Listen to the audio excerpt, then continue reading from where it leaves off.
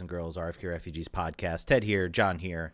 Sorry, that might have been a little bit rougher of an intro than I wanted it to be. But that's kind of the state of DC United right now. Am I not wrong, John? You're not really wrong. No. We had more intros than shots last game. So there's that going on. Yeah, and apologies. It appears like my video is really kind of jumping a little bit. So I apologize for that. Have to figure out what's going on with that. I might just switch my video really cheaply because I think the app I'm using is not working properly. So hey, there we go. That looks a little better. Not jumping as much. Yeah, man. I don't really know where to begin right now. So I'm gonna kind of let you. I do. You I know do. where to begin. You go ahead. Yeah, you go right ahead. You begin. jump right into it. Yeah. So instead of, I realized this when I guested on James' show last week. People should really plug the stuff they want to plug at the beginning of the show when everyone's listening instead of the end of the show. There you go. So we're going to start doing that now. So if you guys want to support the show on patreon.com, we'd love it. If you like the show, if you like the YouTube, if you like the Instagram halftime shows, post-game shows, if you like the mini show, it would be great if you could support us, throw a couple bucks our way, or at patreon.com/rfkrefugees or rfkrefugees.com. More to promote. We sometimes do Instagram shows if we have somebody to interview. I'll never do one by myself because that's horrible, and I wouldn't want to expose anyone to that at all. But if we have somebody, we'll let you know, and it'll probably be on Wednesdays. So keep that in mind. I think we're supposed to have Donovan Pines on here pretty soon, so that would be great, particularly on the back of his really good run in the team. So that's what we're going to start doing. We're going to start talking about the things we want to make sure you hear at the top instead of 45 minutes from now. We're actually planned. We're actually planned this time. John wrote a really nice rundown. Normally, I am not a planner. I am a riffer. I just go off on as you probably know from the show. John actually is like a planner. He's organized. He's got a kid, which is probably playing. Juggling. What's that? I'm juggling. You're juggling. Yes. Holding a kid and writing a rundown. So let's. I wanted to get into the Bill Hamid situation first before we even got into the game because everyone saw the game. And there isn't too much to deconstruct about the game. So let's start with the thing that may affect this team more in the middle to near term, potentially. So some people who are not, I don't know, nerds, who are looking at who certain players are faving and retweeting on Twitter, say you're like a normal person, you don't realize this. That's why we're here, because we're keeping track of that. Bill Hamid, he of the missing games for fitness after only missing one, and for being late to practice the week prior, has been liking a whole bunch of tweets from DC United fans about how this team no longer has any ambition and how he needs to move on and how the time is right to go and how there's just no money. There's no money behind the team anymore. All things that, if you were on Reddit, it's almost like Bill's like a shadow Reddit poster based on sort of like the criticisms that he was faving. He took DC United out of his Twitter bio. I didn't know that part of it. That part is I missed that part. I saw him faving a bunch of stuff, but yeah, wow. that's like the putting it's complicated in your Facebook relationship status. That's a thing. That's a change. So that could be bad. I actually called in the Tried and True post-game show last night after the game to talk about Bill, and I think it was Sam asked how would you feel if Bill is traded to another team within MLS versus being transferred out and going somewhere else. And I did not have a fast answer.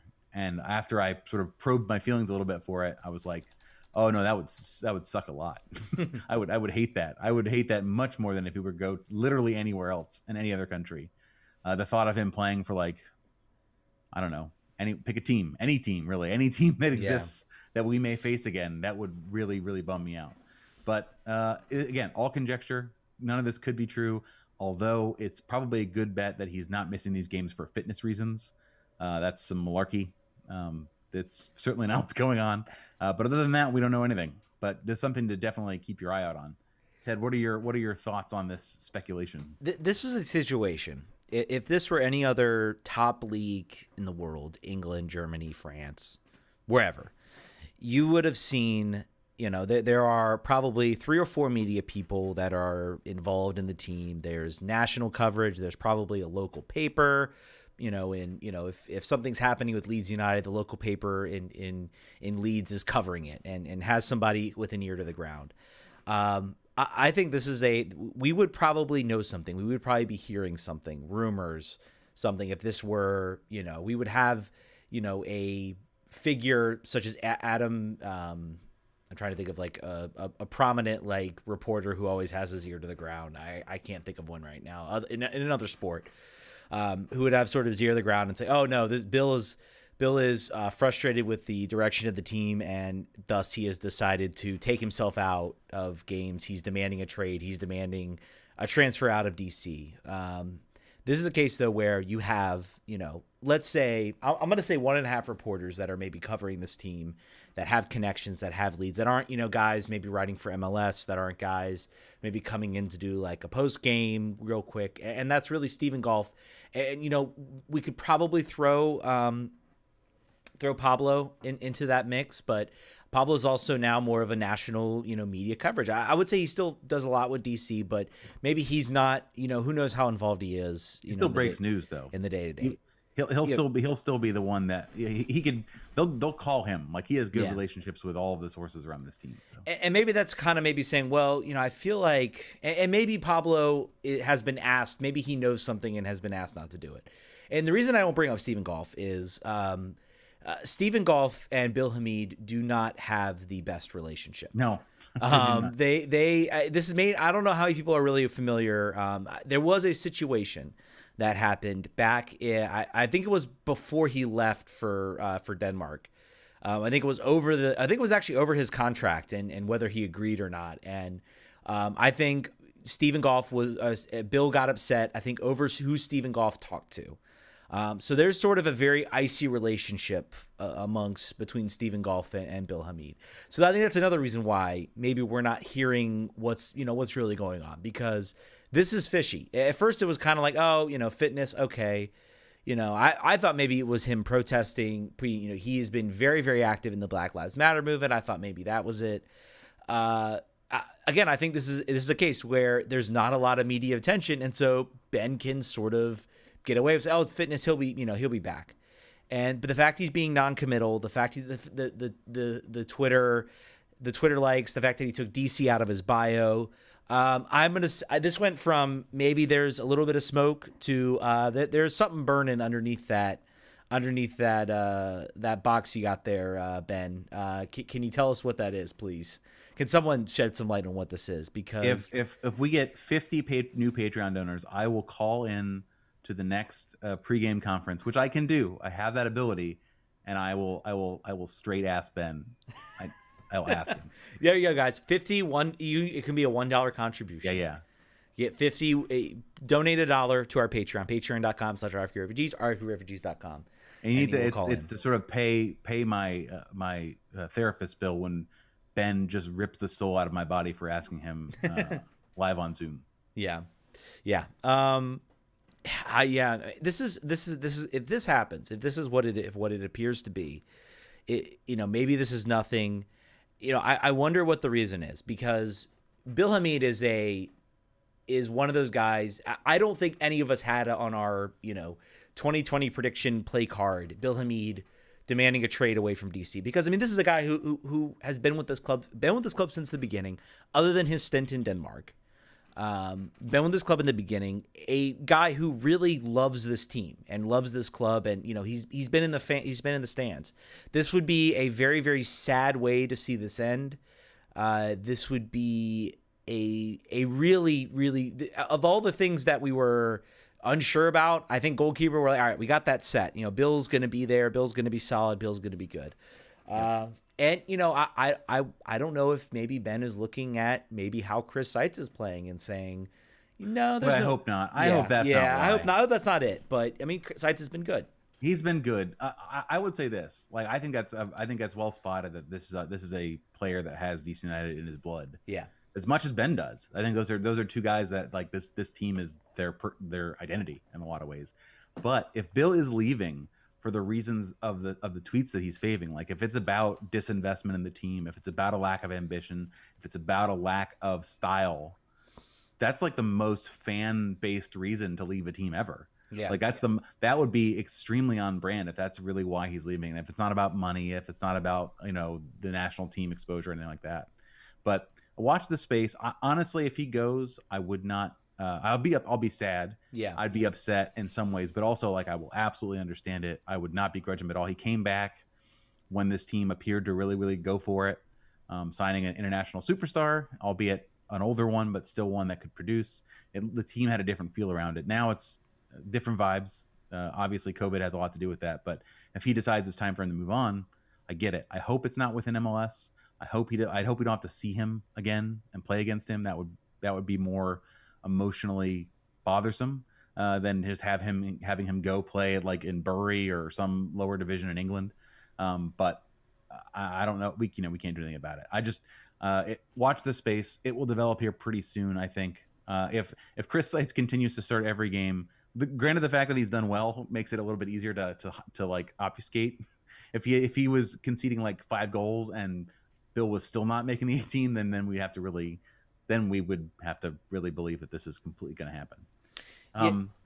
Go ahead. Yeah, he hit the note on it being sad. He hit the note. I mean, the question I think was brought up: which would you prefer? Would you prefer him being traded to?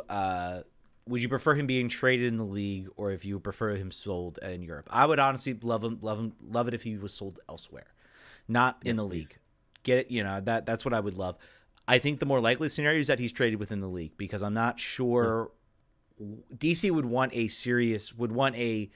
I would say even if he's demanding a transfer, they would want a pretty considerable transfer fee.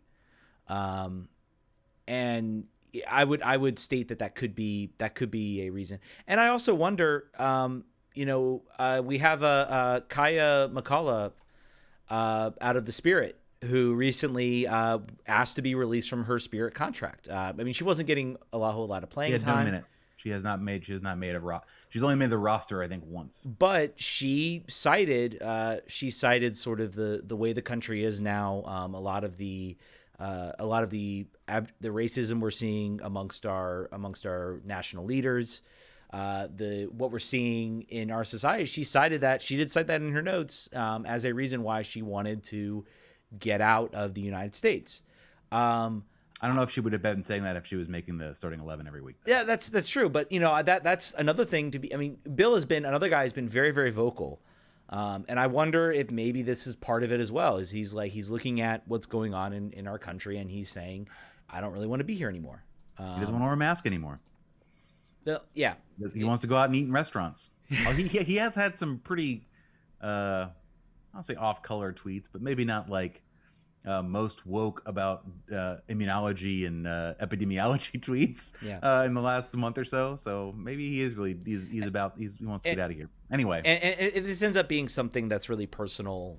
Then we're very sorry. Yeah, bad. We're fake journalists, so we apologize if that's the case. But since we're not actually, the question, of course, is what else we got to talk about this team? We're going to talk about the game, the 0-0 draw. What an opportunity to transition. So, DC United makes history once again.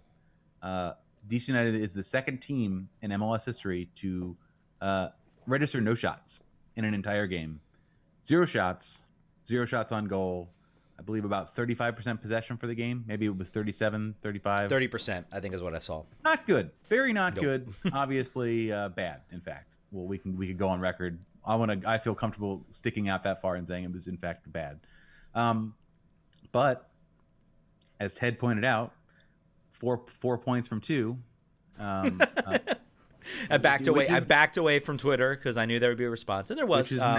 Which is mathematically and to the rules of soccer correct. That is what happened. Now let's dig a little bit into that. So we happened to a 97-minute miracle deflection goal by Eric Sorga gets us 3 points in New York, a game we did not deserve to get points in, but we did. So therefore, you deserve it after you get it. You're like, yep, it's always us. So that was the offense. There was 3 shots on goal that game. So, way more than the subsequent game. A 300% increase. 300% more. Still not good. Still bad. But it was said after the game, like, this was the game plan. We know the Red Bulls were going to be, more of a challenge. And it was very much like indicated like the game against New York City will be different. It was not different. In fact, it was slightly more, if from a setup perspective, more bunkered, more about soaking pressure. Whoever I remember complaining about Ola Kamara not doing enough. It didn't matter. Yeah, what Ola Kamara was doing. He was an ornament. He was just a ornament on. He was the single ornament on a tree. The ball was never going to come to him. Their chances of scoring was on a corner kick. But I don't believe. Did they have any corner kicks that game? They had a couple. I think okay, I remember, so they had some chances in that respect. But who the forward was did not matter. If Eric Sorger came on, it would not have mattered. Gelson Rivas came on and stood there. He tried to win a couple headers on long balls. That did not work out. He's very tall, so he's got that going for him. But yeah, well, Ted, let's talk about how this game was defensive to the largest extreme humanly possible. Yeah, and it's indicative, I think, of a lot. I see people, and we have Don at SMC Ultra tweeting out, this team is too good to play this conservatively, even with the injuries. He wants us to discuss this. And my response is, I don't know. I don't know. I don't know if this team is really all that good. So let's be clear. Yamil Assad is not a bum. He's probably, if he can once he gets fitness behind him, we're already seeing him sort of at least better. Yeah, he looks better. He looks more organized. Abu has been, I think, the surprise. I really like his sort of ability to sort of play through pressure, and his ability to sort of keep the ball in possession and sort of, find outlets that other players I don't think can. Julian Gressel's not a bad player. He's a really good player. He's starting to maybe tune his service a little bit. I think his service is starting to look a little better. Kamara, despite having a really bad season right now, he's not a bad player. He hasn't shown it this season, but these are not bad players. I think the problem with this team is that this is a team that's almost constructed like a boat, where they have a whole lot of pieces that are good. They have, a strong motor. They've got a nice interior. They've got all these things, but there's no steering and there's no rudder. There is no player. There's not an Acosta. There's not a Rooney. There is no one on this field who has shown any inkling. Well, there's been one player, and I'll get to him in a second.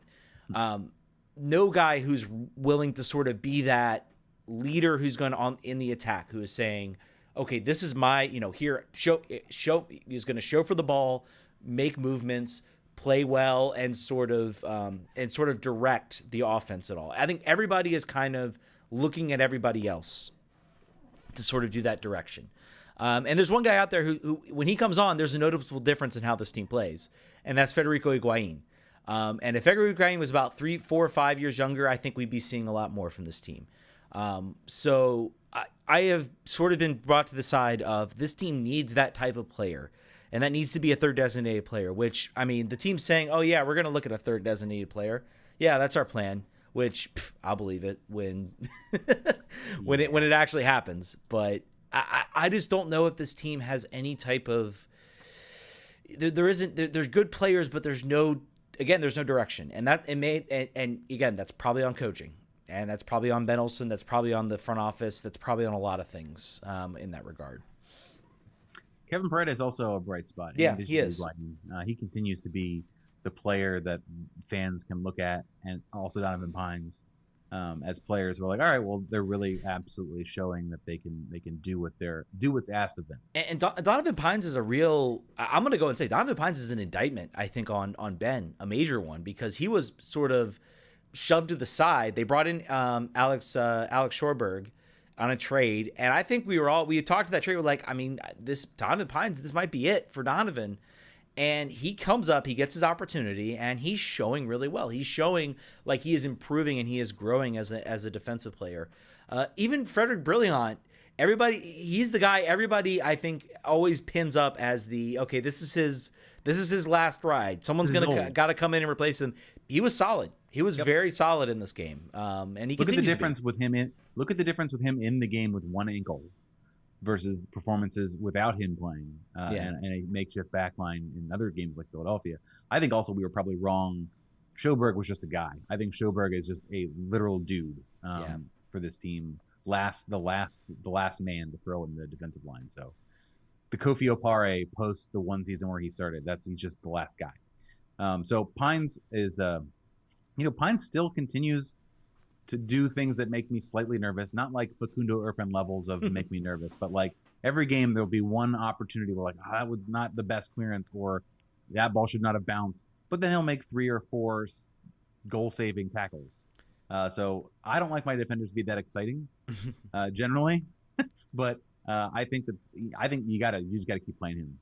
No matter, I don't care if Birnbaum and Brian are back. You've got to cycle them out and give him as many minutes as possible. Don't kill him. Don't run him into the complete ground. But he's got to have at least half the starts for the rest of the season just to see what he's got. If he can continue this. Well, they got a week break now. They've got this is actually going to be the last scheduled game for now, right? Yeah, MLS hasn't decided what they're going to do. I think they're still trying to figure out with the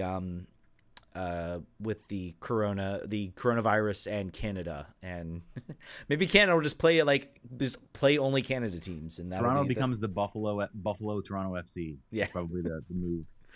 Oh no, they're all going to go to New York, Montreal, and they're all going to go to Red Bull Arena. Everyone goes to Red Bull Arena. Yeah. Like 9 teams just share. Oh, be hilarious. Yeah, I could see a situation where Vancouver goes to Portland because that's pretty close geographically. And I see Montreal and Toronto sharing New York. Vancouver to Seattle makes even more sense because they can almost probably see each other from each other's stadiums. So correct. I just think maybe there'll be like a choice as to who does what. Seattle might actually make more sense just from a bigger stadium perspective. Yeah. But I mean, there's a question. Although they're about to have another tenant, right? NFL's about to start, so yeah, the Seahawks are. That's the thing. They haven't made the schedule yet, but the quiet part of the sports calendar is now over. Yeah. So if you're talking about TV attention and media attention, you're done now. You're not going to have it anymore. So schedule the games when you want. I wouldn't schedule them on Sundays. Yeah, it's this is going to be. I guess we'll have to find. Hopefully, I think we'll find out. It would not surprise me if we find out like Wednesday of next week what the schedule is, and there's a week break, and then we're back into it. It's just the way it is. Just to keep us rolling here and try to pin the show up when we want. Let's round it up here.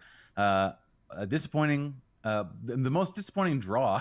It's very unfortunate. You're pissed off when a draw happens. I think Cheyenne said something about being happy to get a draw, and I think I tweeted something like, if this is what it takes, maybe I don't want it. I don't know. Like, particularly if this team isn't going to make a run in the playoffs, like.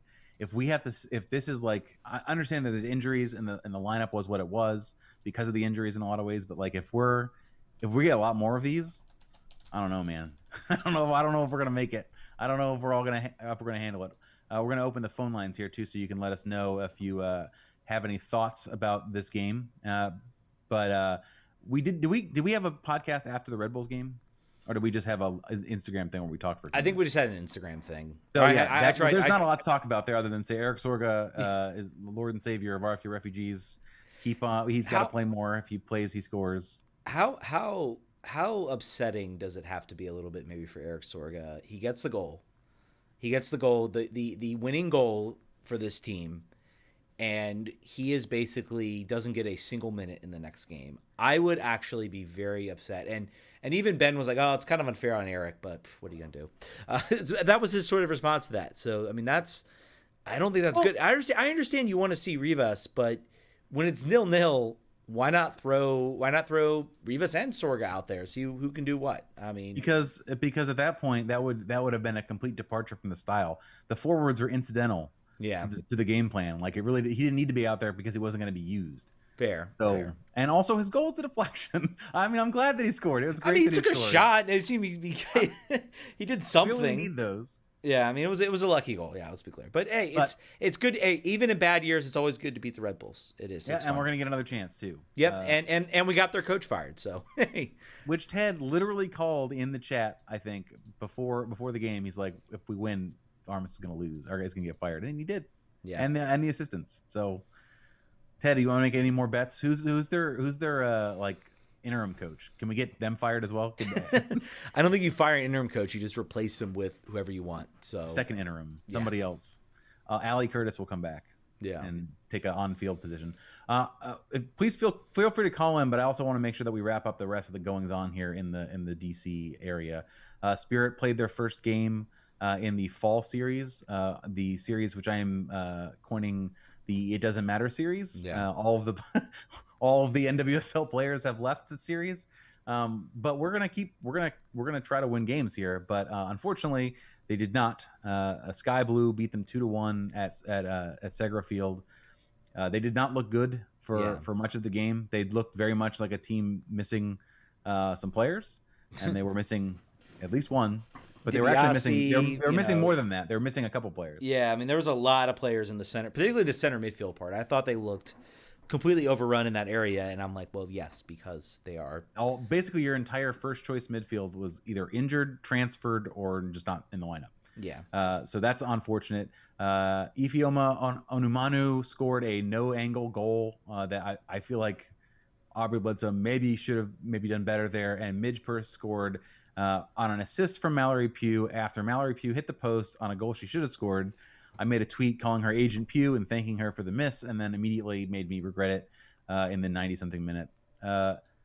Paige Nielsen scored a really nice penalty, very, very composed. Apparently, there was no plan for her to take a penalty. She was not even on the sheet of on the list of who would take penalties, but she grabbed it because no one stood up, which I love to see. And the fact that she did it so confidently definitely shows that she's played forward before. She's played all over the field before she came to the Spirit. So that's good. They play again on they play again on the 12th against Chicago. I think there's 4 games in total for the fall series. I think there's some sort of tournament after that, but it doesn't really matter. Just get through these games. Please, nobody else get hurt. Ashley Sanchez, please score a goal. That's sort of my main concern. Also, Megan Daughtery Howard. Let's see what you got. Andy Sullivan apparently is rehabbing and getting somewhat close to being able to play. She should be ready for the beginning of the next season. So that's fine. We still need some more players. I think that they're watching the arms race right now in women's soccer, particularly in England, makes me think that this team needs to think about how they're going to be a little bit more competitive out there for particularly up front, and maybe now in the midfield too. Yeah. You have any more about the Spirit? Just, it's a team now that has to try to figure out how to play and how to win. I guess still no word on the Kelly O'Hara front, whether that's going down. I think things have gone kind of quiet. Because their team exploded. Yeah, that's also very true. I mean, I think we're on hold with NWSL. I think they're going to be games. Watch them, enjoy them. This team is now a even more of a work in progress than they probably were heading into this year when they had Rose Lavelle. I think this is a 20. I think Bridgie Burke is like, all right, let's see what we can do in 2021. We're going to try to win games, but our goal is to see what we got, and we're going to head into the next year with the draft. We've got at least 2 first-round picks. We can maybe build something else around that too. So I don't even know how that's going to work. How is the draft going to work? There's an expansion draft too this year that they want. Oh yeah, it's true. Sacramento is now in this year. I would be concerned about losing Andy Sullivan because her husband plays for the Republic and they live in Sacramento in the off season. So something to think about there. Usually those things happen. Yeah. Whenever those things can happen, particularly in NWSL and even to some degree in MLS, but more in NWSL, they happen. So keep an eye out on that. Loudoun United played again, lost again. It's a rough season over there for Ryan Martin's boys. They certainly are trying. They're not going to get any reinforcements from DC United for the entire season. That seems pretty much certain. Yeah. And they're just conceding goals just in all sorts of different ways. The defense is not able to keep goals out of the net. And they lost to Pittsburgh. Pittsburgh is unfair. Pittsburgh, if there's a team that makes a promotion relegation argument in USL, Pittsburgh makes that argument that they could probably beat DC United, I would say. Entirely possible. I think a lot of teams could beat DC United right now. True. But yeah. True. But I'm just saying they're very good. I think the Kickers would give DC a game right now, to be honest. Slide that in there. Hartford also an unfair USL team that is that they, unfortunately they drew a group with two of the best teams in USL, and they're just slapping the hell out of them. Unfortunately, now they're going to get to play some of the MLS two sides. They're playing Philly Union 2 on the 12th. And they got them again on the 16th. Game. Yeah. They could win that game. They should win that game. Both New York Red Bull 2 and Philly Union 2. Philly Union 2 specifically are very bad. So it would be good for them. They're 1-5-2 so far. Simon Lefebvre is now, it looks to be about the starting goalkeeper. It's not his fault. They're just shipping goals all over the place. Ted DiPietro is no longer starting. He's coming off the bench a lot, so keep an eye on that. Elvis Amo continues to be probably the best player for Loudoun, scoring goals and getting yellow cards just at a ridiculous pace. That is not fair, but just seems to happen. Trying to think of anything else to really draw. Cudi Pietro did start the Pittsburgh game, but on and off has been off the field. Josh Fawole has scored this week. He scored his first goal. You'll remember him. He was the other player drafted by DC United along with Simon Lefebvre. So keep watching Loudoun. Keep on cheering for him. You can now go to games and be extremely socially distanced because they're not letting very many people in. So give that a shot if you'd like to. But it's a tough year. It's a tough year for Loudoun. If there's ever a lost season for Loudoun, it is this one. It's a lost season from many perspectives. The fact that they've any momentum they had last year was lost because they haven't been able to have games with many fans. It's a lost season all around. Moses Nyman starting every game would have been beneficial for them and would probably help their defense. Yeah. Unfortunately, he is playing 2 minutes a week for DC United. Yeah. But Moses Nyman out there for DC would be, for Loudoun, getting any minutes right now would be good for him. And it's really, it's kind of sad that this is a lost year of development for that type of player, for some other guys as well. Griffin Yao especially. I think it's kind of a lost year for him as well. I think he could have used some minutes down at Loudoun to sort of get fit. He's gotten some minutes in DC, but I mean, it hasn't been anything to write. Not enough. To write home not enough for a team that isn't scoring goals and is in 10th place. So maybe you get him on the field more if you can. Moses Nyman is one more injury away from being a starter. So the way this thing goes for DC United players, wait your chance. You may have an opportunity. Quick question: do you think with what Bill Hamid is saying, if he is upset about the direction of the team, do you think he would have enough clout where he could actually force a change in some capacity, either new coach, anything like that?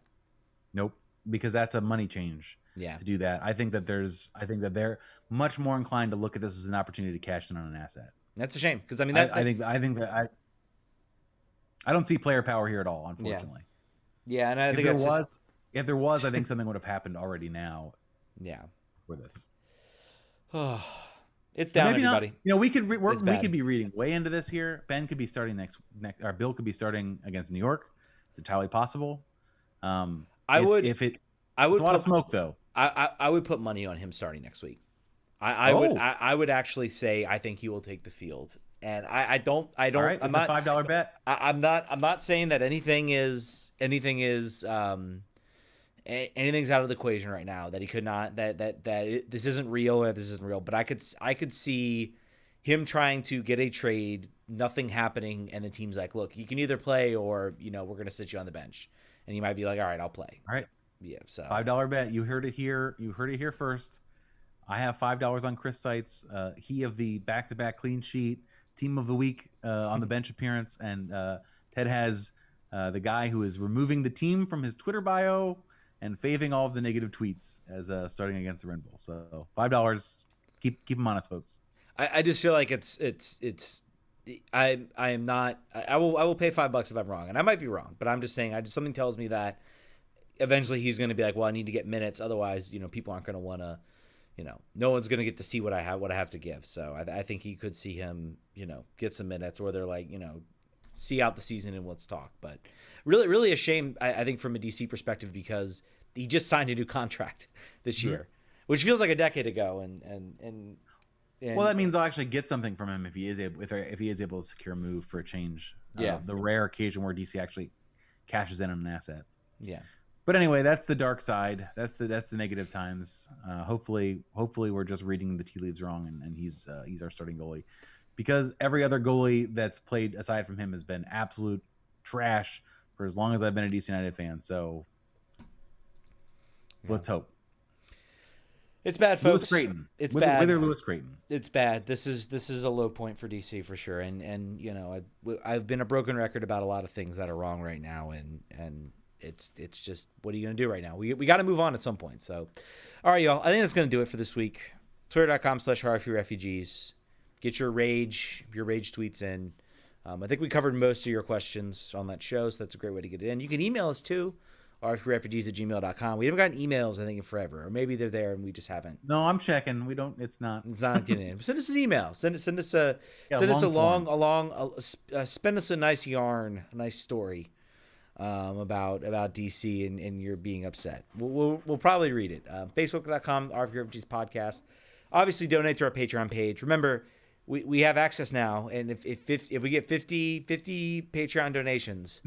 You can just give $1 for this month, and John will ask Ben about Bill Hamid, and you'll probably get he will verbally assault me, and it will wreck me to my core. But I'll have said I was going to do it, so I'll have to do it. Yeah, that'll be the last, and then they will pull my Zoom credential, and I'll be banned from the room forever. But it's worth it. It's worth it. All right, y'all. We'll catch y'all later. Vamos.